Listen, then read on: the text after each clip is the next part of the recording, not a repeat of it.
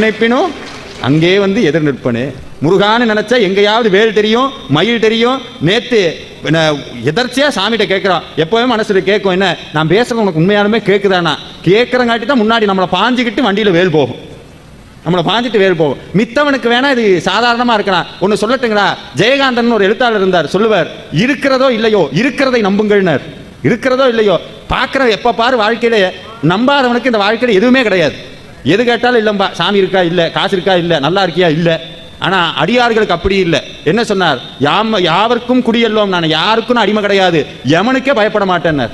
யமனுக்கே பயப்பட மாட்டேன். அருணகிரிநாதர் சொன்னார், மரண பிரமாதம் நமக்கில்லைனர்.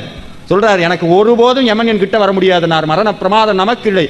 ஏன்னு கேட்டார். நம்ம உடனே சொல்லுவோம், கிட்டலாம் வந்து நீ என்ன அவனை பார்த்திருக்கியா? உடனே நம்ம என்ன சொல்லுவோம்? ஆமா அவனை பார்த்தேன்னு சொல்லுவோமா? அருணகிரிநாதர் சொல்றார், மரண பிரமாதம் நமக்கில்லை, ஆம் என்றும் வாய்த்த துணையினர். ஆம் என்றும் வாழ்த்து துணை. என்னடா உன்ட்ட துணையா இருந்தது? நான் சொல்றார், கிரண கிளாபியும் வேலும் உண்டேனார். என்கிட்ட எப்பவும் மயிலும் வேலும் என் கூடையே இருக்கும், அதனால யமன் வந்து என்கிட்ட வரமாட்டானார். யமன் மட்டும் இல்ல, யமனை மாதிரி நம்மளை என்னைக்கும் துன்பப்படுத்துற எதுவுமே நம்ம கிட்ட வராது. சொல்ல முடியல மரண வேதனைன்னு. மரண வேதனை ஒருபோதும் நமக்கு வராது. மரண பிரமாதம் நமக்கு இல்லை, ஆம் என்றும் வாய்த்த துணையினர்.